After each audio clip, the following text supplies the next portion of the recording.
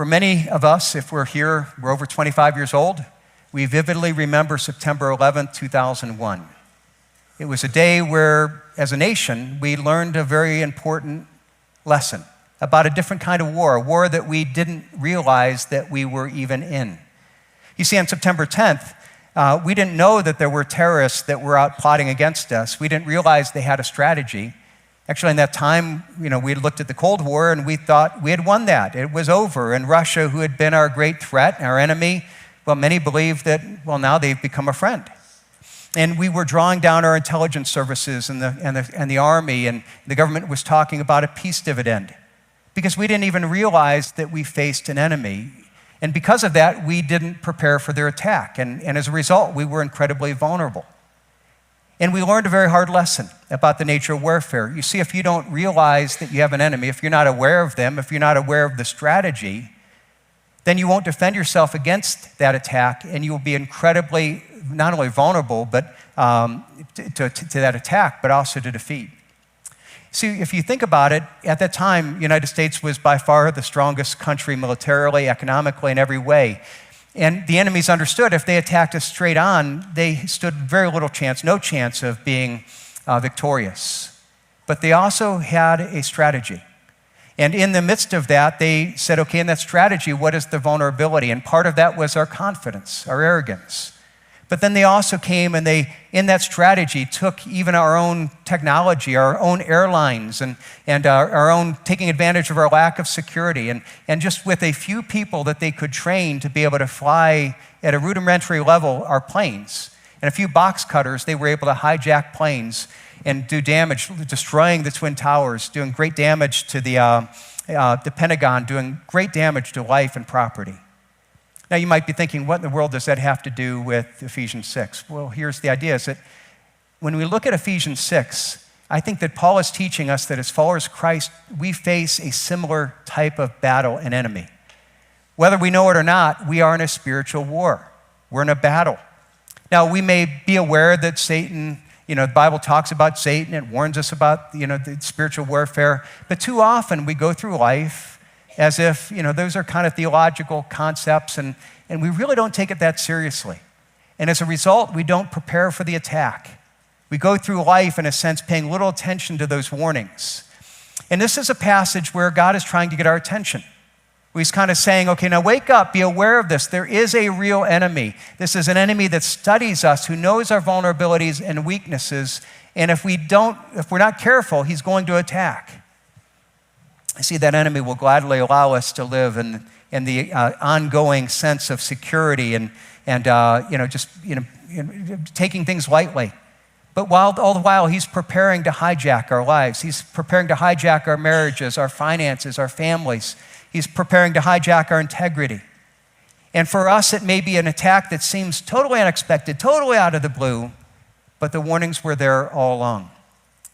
You see, now as we look at Ephesians, it's really wrapping up the whole book. We've been in this book for a while, and it's an incredible book. And we have to say, how does it fit in with everything else he's been saying? In fact, if you look at verse 10, it starts off, finally, be strong in the Lord and in the strength of his might. Finally, in a sense, okay, wrapping up everything that I'm saying.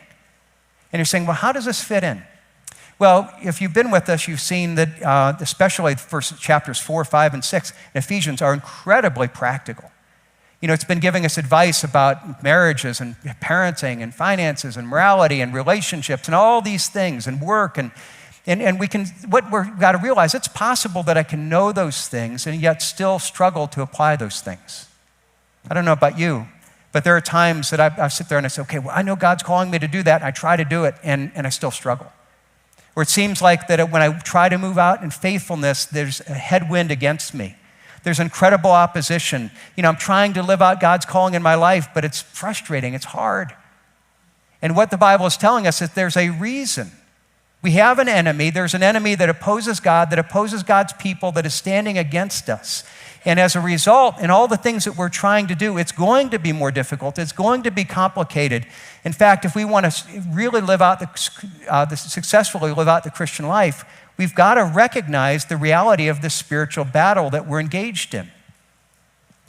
Because part of it is if we understand that we're in a war, we will live life differently. See, why was America so vulnerable to the attacks of 9/11? It's because we didn't realize that we had an enemy. We didn't realize that there was anybody strategizing against us, and therefore we were vulnerable. Now, in the days since then, I think we've put up our defenses a little bit more, and actually, if you study and you read about it, there have been a lot of planned attacks that they have had, big attacks that they've tried to have against America, the enemy. But most of those have been thwarted. Why? Because we had our defenses up. We were looking out. And we need to realize that there is a huge difference between a peacetime mindset where we assume that everything's at peace, that we can lay back and that we're not watching out for any enemy and threat, and a wartime mindset when we assume that there is an enemy that is seeking to attack us, and therefore we're watching out, we're putting ourselves on the defense. Look at what Paul says even here. It's if you go back in Ephesians 6, and look what he says about why he's teaching us these things. In verse 11, he says, the purpose of his teaching is that you may be able to stand against the schemes of the devil. In verse 13, he continues, we need to know this so that you may be able to withstand in the evil day, having done all to stand firm. The point is, when we're aware of this fact of the spiritual battle, what happens is when we're aware of the battle, we're aware of the enemy, we can set up our defenses. Now, we kind of understand this in a practical way. In fact, let me even kind of illustrate it here from a physical perspective. I'm going to ask Todd to come up here and help me. And, I was thinking, okay, I've got to have someone who can personalize evil. So here's Todd. Now, I'm aware, now Todd's the enemy. Okay, now the thing is that if Todd's coming and he says he wants to knock me over, now he can give me a push. And the thing is, if I know, he can give me a push and I'm defending. I've got my legs apart. I've got leaning into it. Now, what if I'm blinded to that? What if, in a sense, I'm blinded and, that there's a sense that I've got the blindfold? And now I might have a sense that there's an enemy. I don't really know where he's at. I don't know if and he can give me a push. And the fact is suddenly now, a little push would knock me over. He pushes me, Dave pushed me that way, almost knocked over all the communion trays, and that would have been really a mess. And thank you for being evil for me today. So thank you. So, and the idea here is that when we say, if we understand that if I see it coming, I prepare. Well, the whole thing is here spiritually. We need to realize that there is a battle, and there's a spiritual nature of that battle. We need to prepare for it. Now, is it just spiritual? Think about Paul. Okay, Paul, he faced all kinds of opposition, Jewish leaders, Roman authorities, all these people threw him in jail, persecuted him. And when we look at that, you say, what does he mean then when he says, we do not wrestle against flesh and blood, but against the rulers, against the authorities, against the cosmic powers of this present darkness, against the spiritual forces of evil in the heavenly places? Paul wrestled with flesh and blood. But what he's saying here is we wrestle not only or with just flesh and blood. There is a sense that there is a physical enemy, there's a physical opposition, but there's a spiritual reality that's behind it. And he's saying when we look at the world around us, when we see the brokenness, when we see poverty, when we see abuse, when we see injustice, when we see all these terrible things going on, it's not just physical. Nor is it just the result of physical or earthly strategies or people. The fact is that there's something going on beyond it. There is a reality of a spiritual evil and a spiritual power that's working. That's something that people used to know. If you go back a couple hundred years ago especially, pretty much everybody understood that there were angels and demons and Satan, and there were spiritual powers. They understood that we're born with a sin nature, that there's a spiritual reality within our heart that wasn't just physical, that we're struggling with spiritual realities. Now, most people understood this complexity. But as we've moved into the 1900s and now into the 21st century, over time, we have now simplified our view of the world so that according to the world's wisdom now, there isn't this complexity. There isn't a spiritual reality. No, we now have the simplistic view of evil and of our problems, primarily materialistic. Now, it's possible to have a simplistic spiritual view, that to look at it and say everything is of Satan, everything is of demons. And an example of that people even make fun of is the Salem witch trials. And well, here you had people, everything was satanic. And so you're looking for demons and witches behind every tree. Now, again, that's a wrong view. But in our time, that's not the view that we've struggled with. Now it's the simplistic, materialistic view of the world. So we don't see the spiritual. No, we see everything that is the result of materialistic problems. So it's the result of some kind of social system or some kind of systemic racial injustice or the result of bad parenting or bad brain chemistry or whatever it is, or it might be a combination of those things. But the problem is purely physical.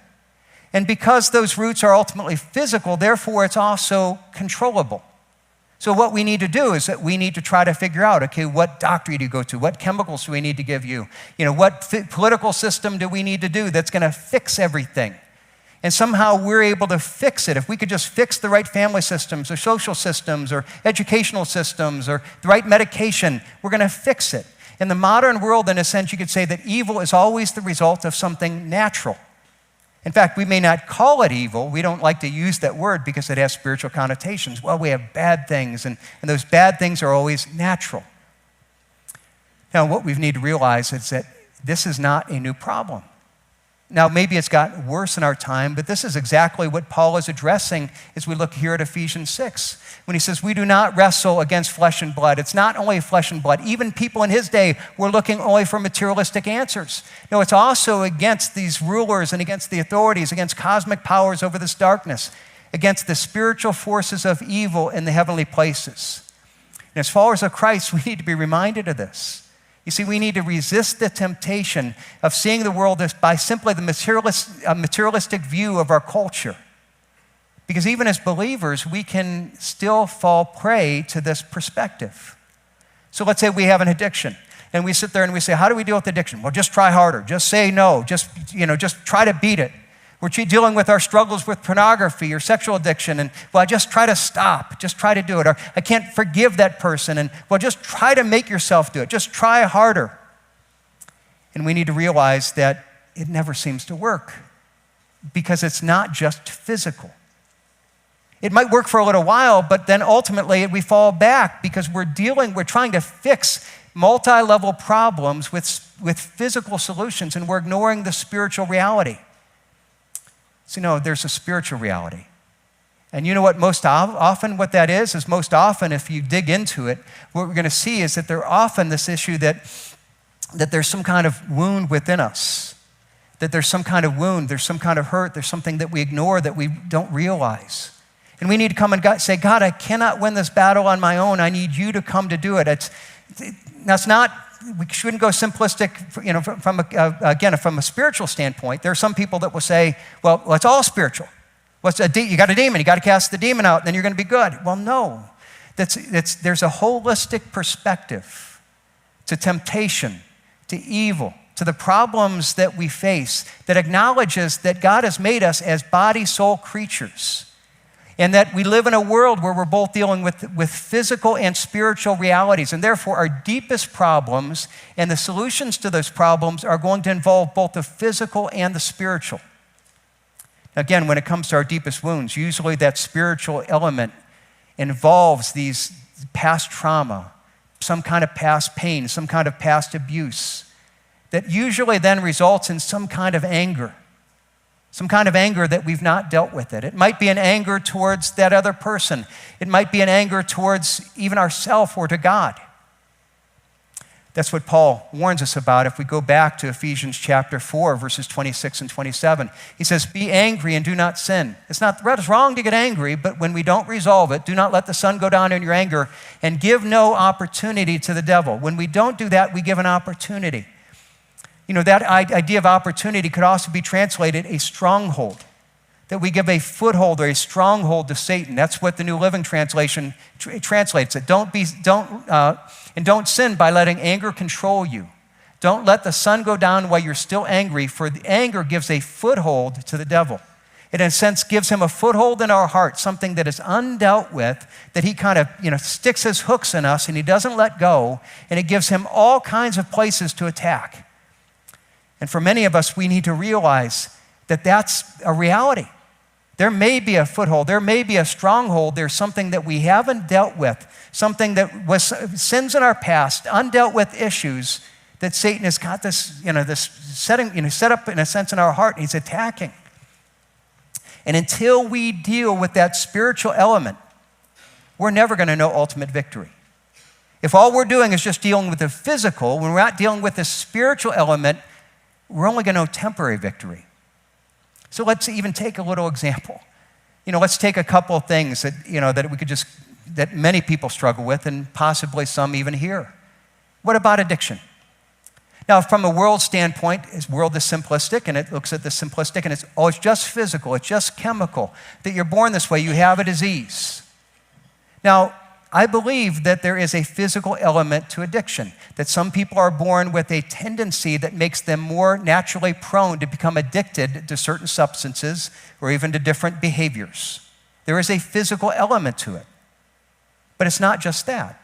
And when you have the world says, okay, well, let's give you drugs to get that through, or the world systems, they don't work. Why? Because there's also a spiritual element. There's also usually the spiritual element that involves past scars and false beliefs about God and the need to forgive other people.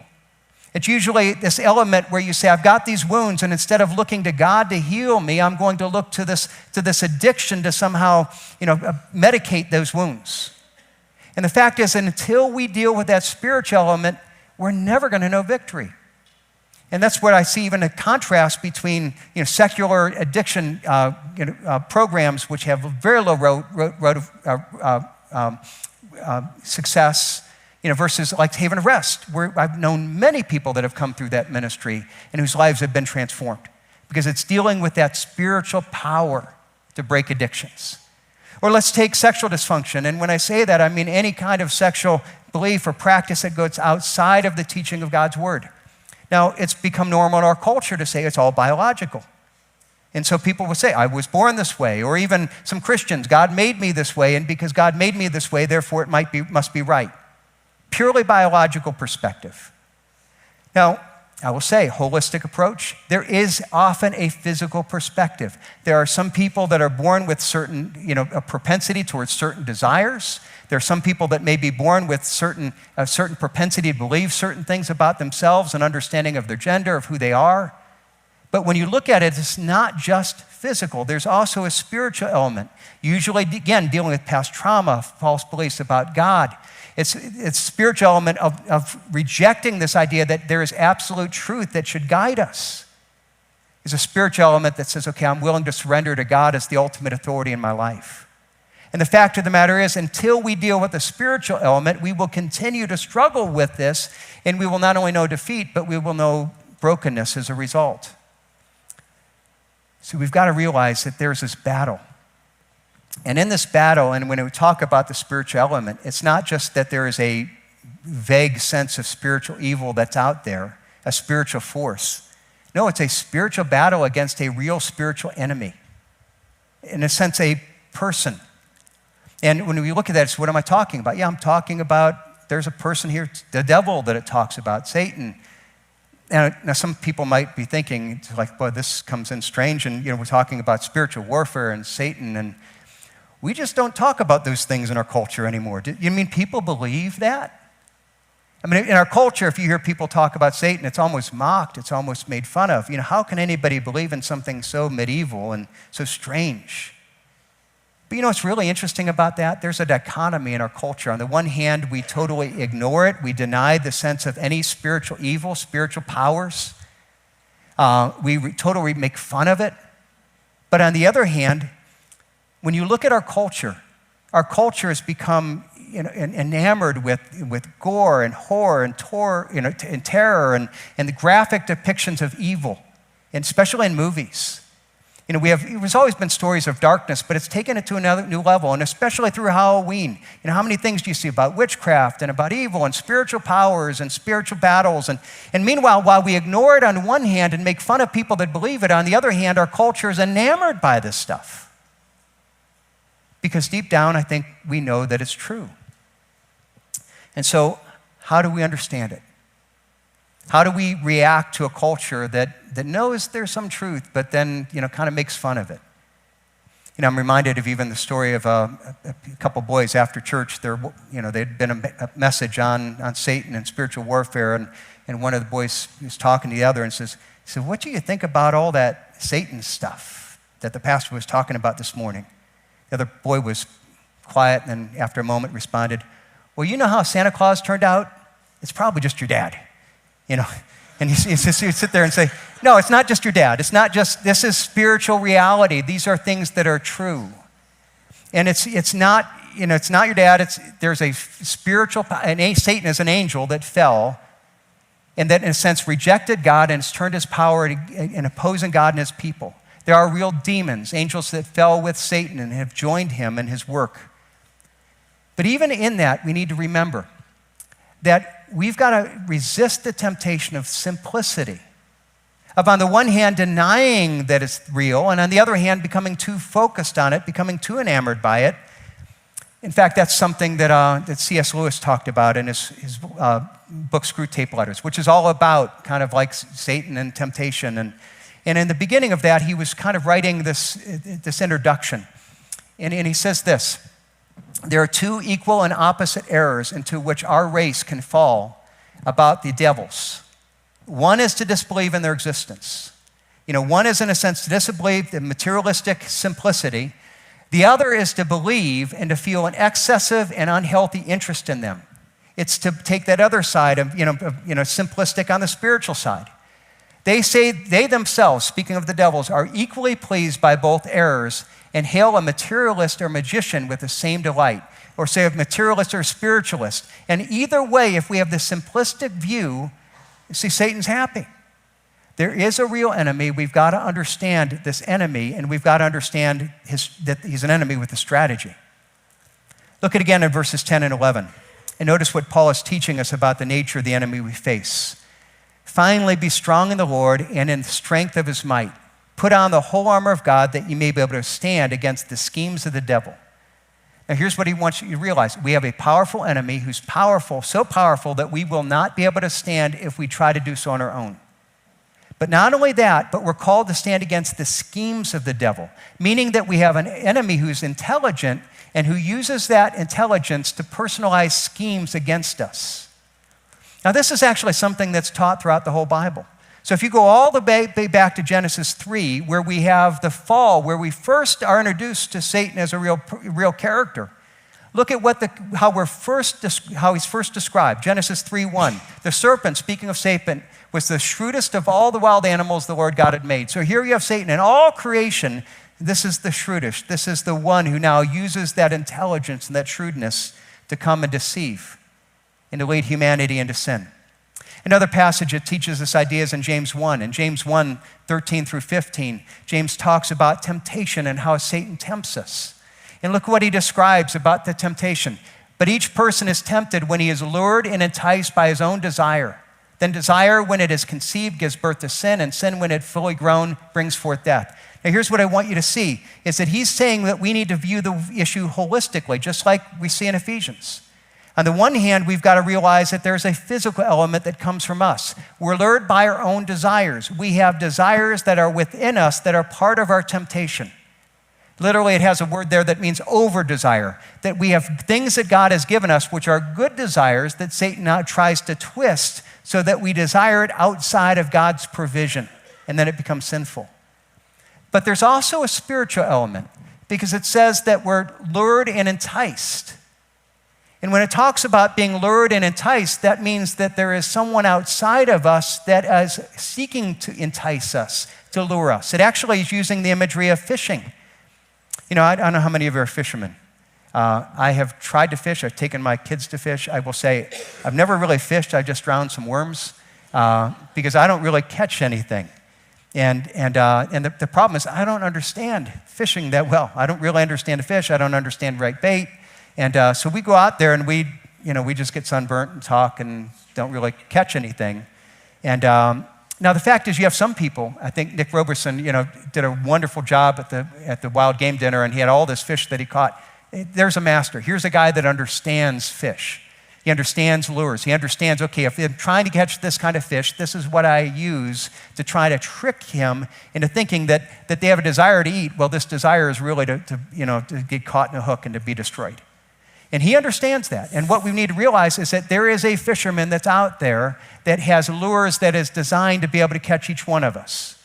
And your lure might be different than my lure. And the fact is, it's not just like this, everybody's got a worm. No, he knows that uniquely what we're susceptible to.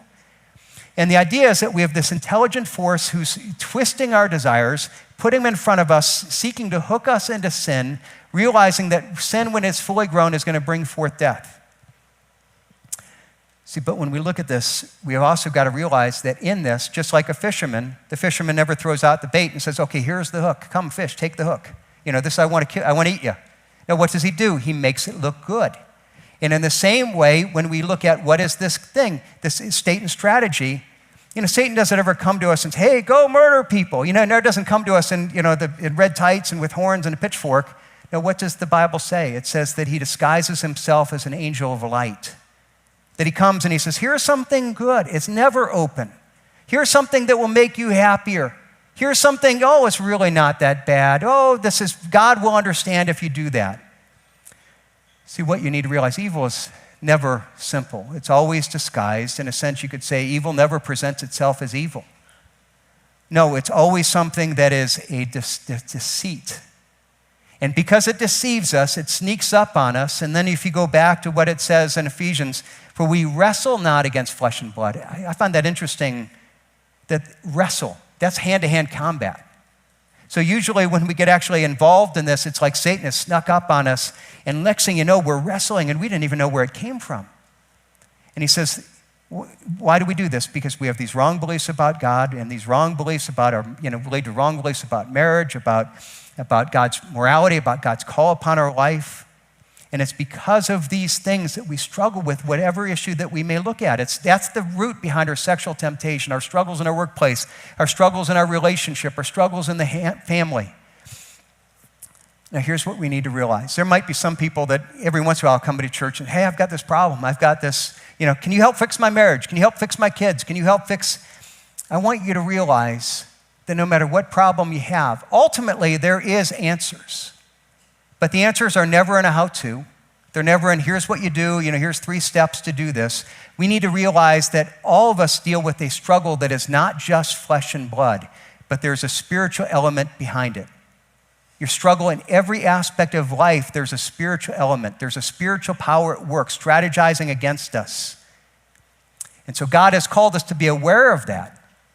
Not only be aware of that, but then to take action. And what is the action that he's called us to do? The call that he's called us in battle. Now, you might be looking at that and you say, man, he's gone this long and he's just getting to point 2. Point 2 is just going to be really short, I promise. It's an introduction to where we're going to go the rest of these next 5 weeks or so. It's just an introduction to what he's saying that we're going to unpack in the weeks to come. The first call is very direct. Finally, be strong in the Lord and the strength of his might. So he's called us to be strong in the Lord. And what does it be strong in the Lord? Well, for starters, it means living in humility of recognizing that we do not have what it takes on our own. Living in the humility that recognizes that I need God's strength, something that I do not have. I think of what it says about this in 1 Peter chapter 5. It says, be sober-minded, be watchful. Your adversary, the devil, prowls around like a roaring lion, seeking someone to devour. That's the same warning, in a sense, that Paul is giving us. Be sober-minded. Be aware of this. You are in a battle. You have an enemy, and this enemy is not a little kitty cat, not wanting to play with you. He doesn't even want to frustrate you. No, he wants to devour you. He wants to destroy you. And you need to realize that if we have this enemy who is more powerful than we are, we need to find a strength that's outside of us. We need to go to Christ as the source of our strength. And what Peter is calling us to is the same thing as that Paul is calling us to, that we recognize this starts by saying, God, I do not have what it takes on my own. I am in this battle. And what we're going to see in the coming weeks is that it's not something that when the battle comes, well, then I need to do it. We don't know when the battle's going to come. If we don't put on this armor every day, if we don't prepare every day, we will be vulnerable to the attack. We're blindfolded and we're just waiting to get knocked over without even realizing it's coming. Now, in that, I want to give a word of hope as well. While the enemy is more powerful than we are, we have Christ as our source of strength, and he is more powerful than the enemy. So the promises we need to remember is what we hear in 1 John. Little children, you are from God and have overcome them, for he who is in you is greater than he who is in the world. that we have that power, take hope, have confidence, live with confidence. But it's not only that we need Christ as our source of strength, we also need Christ in the nature of his strength. Now here's what I want you to realize, that if you look back at what it says there in Ephesians, what you're going to find is the contrast is not between our strength and God's strength. It's not, you don't have enough strength, so go to God for strength. It's a contrast between God's strength and Satan's strength. Now, one of the things that he's saying is don't fight fire with fire. This isn't something that you're going to do on your own. Be strong in his might, in his strength, in the type of strength that he has. Now, here's what can happen is sometimes we get this wrong and we think, okay, what I need God to give me more of my strength. So God, I'm weak, so help me to win this battle by my strength, by my ability through human means. But the fact of the matter is that I need not his strength. I need a different nature of strength. That's why I love that song that we sang right before the message. Speak the name of Jesus. You know what that is? That's saying that's the strength that we have, the strength of the gospel, the strength of, because what was Jesus' strength? How did he gain victory? At the cross. It wasn't the strength that everyone expected. It wasn't as a military, I'm going to conquer. It's that he gave himself at the cross. And what is our strength? It's in the cross. It's in recognizing our weakness and recognizing that I'm a sinner, that I can't fix myself, I can't gain victory. And God, I agree with you and I ask you to forgive me. I ask you to fill me with Jesus Christ, with his righteousness. And at the cross and in my weakness, I find his strength. I speak the name of Jesus. I learn to be able to take everything in my life, every addiction, every struggle over my family, all those things, and I need Jesus to speak over that. I need him to gain me victory, and only in him will I find the victory I desperately need. Not only do I need his strength, but what is that strength? Well, we're going to see it's really laid out in the armor of God. And that's why he continues, therefore take up the whole armor of God that you may be able to withstand in the evil day. Literally, when it says take up, it doesn't mean take, it doesn't mean find. It means these are things that we have. If you're a follower of Jesus Christ, if you have a relationship with Christ, we're going to see the armor and lay that out, what that means. It's a beautiful picture of God's provision.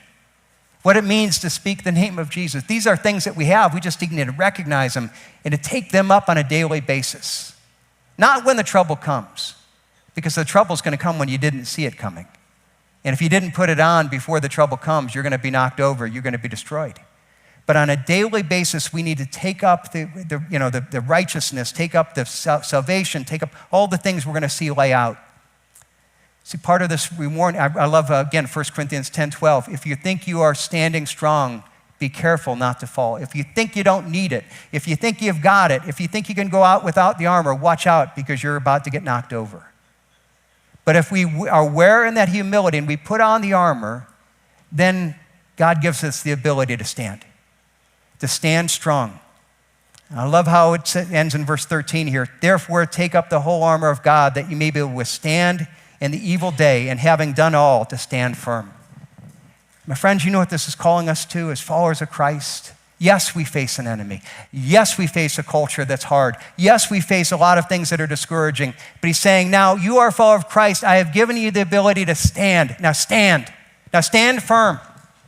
That when the culture is against you, when everyone is saying one thing, and you know that the truth is over here, stand firm. Stand. Stand up like the followers of Christ. He's given you that ability.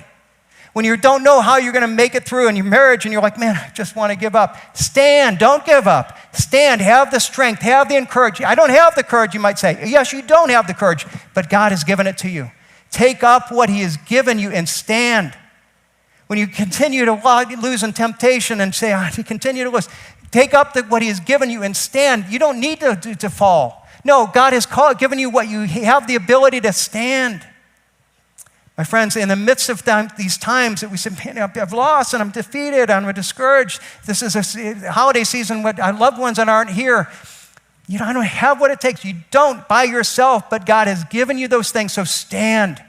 When you look at family members this holiday season who have fallen away from Christ and you're praying for them, you say, I don't know really. Stand firm, have hope, have courage, because again, God is a God of miracles. Speak the name of Jesus over them and let that God do a work of miracle. Don't give up hope. Don't give up confidence, because I believe in God's ability to do the miraculous and those who are willing to say, God, I seek your strength. I'm going to put on that armor, and now I'm going to walk out into whatever is before me, and I'm going to stand. As followers of Christ, I hope that we learn to be able to say, I want to live with that kind of confidence, to take up that which God has given me. And in a culture where everybody is caving, we're going to be a people that stand, that are going to stand strong to the glory of God. And because of that, it might be hard and it might be painful and there might be some rejection, but God's going to bless us. God's going to bless us. He's going to bless our families because we had the strength and courage by God's strength to stand strong.